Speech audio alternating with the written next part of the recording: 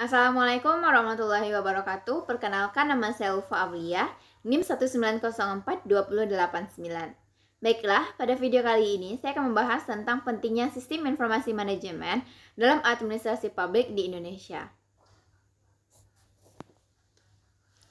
Agar organisasi publik mampu meningkatkan efisiensi dan memberikan pelayanan umum yang lebih baik kepada penanganan informasi modern, tidak dapat dilakukan dengan sekedar komputerisasi yang berupa pengadaan perangkat komputer, tetapi juga mengembangkan organisasi secara berkesinambungan.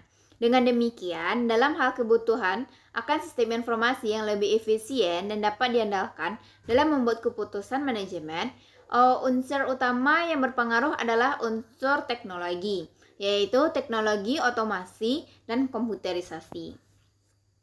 Komponen sistem informasi manajemen menurut pendapat F.F. Land dan M. Kennedy dalam Guidelines pada tahun 1987 pada halaman 86, yaitu sistem informasi meliputi sistem diskursus dan interaksi antara individu dan kelompok yang bekerja di dalam organisasi. Yang kedua, sistem informal yang meliputi sistem aturan, batasan-batasan organisasi, dan batasan-batasan wewenang. Yang ketiga, sistem komputer formal yang meliputi aktivitas-aktivitas organisasi melalui formalisasi dan pemrograman. Yang keempat, sistem komputer informal dikaitkan dengan penanganan komputer secara personal dan kemungkinan menggunakan sistem formal serta jaringan komputer sebagai sarana penyatuan informasi yang tidak terstruktur dan informasi informal. Yang terakhir, sistem eksternal, formal dan informal. Ada beberapa hal yang perlu dicatat dalam perkembangan konsep sistem informasi manajemen dalam lingkungan administrasi negara. Yang pertama, begitu banyaknya buku-buku sistem informasi manajemen yang mengakar sekaligus teraplikasi di bidang ekonomi yang telah lama digunakan atau dianggap menjadi bagian yang menyatu dalam pengajaran dan aplikasi pada administrasi negara, khususnya pada penerapan model organisasi publik. Yang kedua, tidak dapat dikatakan bahwa seperangkat komputer itu sebagai konsep sistem informasi manajemen yang terdapat di dalam beberapa majalah seperti iklan dan sebagainya. Perkembangan teknologi komputer salah satu instrumen untuk mengelola data dalam sistem informasi manajemen, dan hal itu baru merupakan konsep sistem informasi manajemen kalau dikaitkan dengan proses pembuatan keputusan di dalam organisasi. Yang ketiga, sistem informasi manajemen sebagai proses. Sistem informasi sebenarnya terdiri dari beberapa subsistem, antara lain user yang meliputi pemimpin tingkat atas, menengah, dan operasional.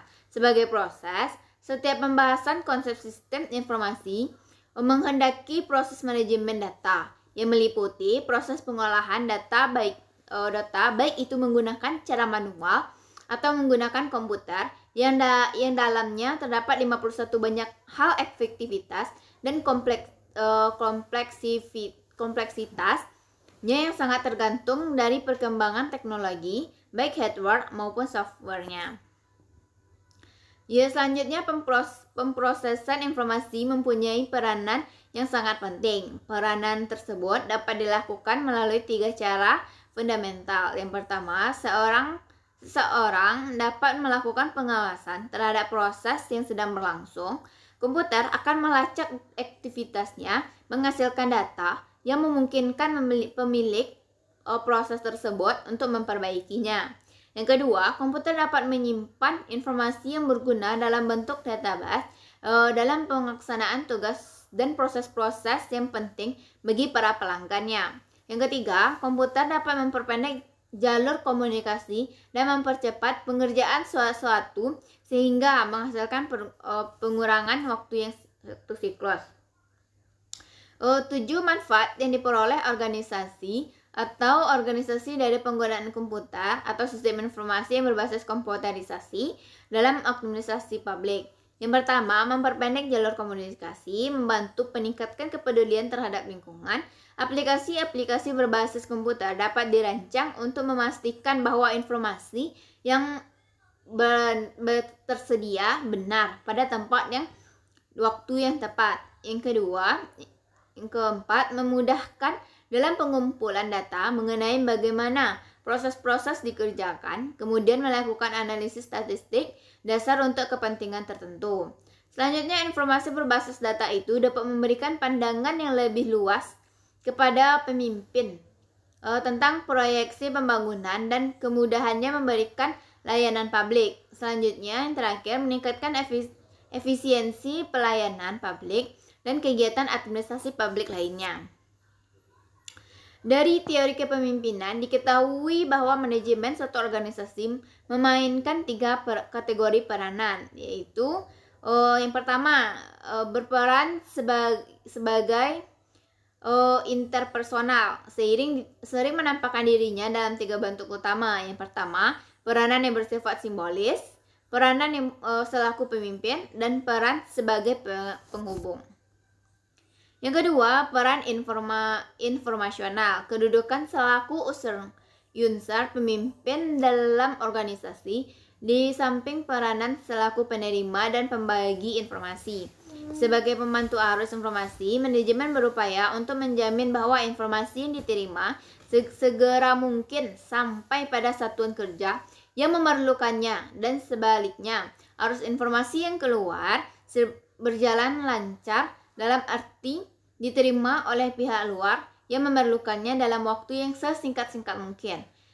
Selaku penerima informasi, manajemen memperoleh berbagai jenis informasi dari banyak sumber, baik secara internal dari berbagai komponen atau satuan kerja yang terdapat dalam organisasi, maupun secara eksternal, yaitu berbagai sumber yang dianggap memiliki informasi yang diperlukan oleh manajemen dalam menjalankan semua jenis peranan, fungsi, dan kegiatannya. Yang ketiga, peranan selaku pengambil keputusan. Pada tingkat yang berbeda-beda, para manajer dalam suatu organisasi berperan selaku pengambil keputusan, baik yang bersifat strategis, fungsional, dan teknis operasional. Peranan tersebut timbul karena manajemen memiliki wewenang untuk bertindak selaku wirausahawan, peredam ketidaktenangan, penentu lokasi sarana, prasarana, sumber daya manusia, dan dana, selaku perunding. Baik, sekian saja materi yang dapat saya paparkan. Maaf apabila ada kata yang salah. Assalamualaikum warahmatullahi wabarakatuh.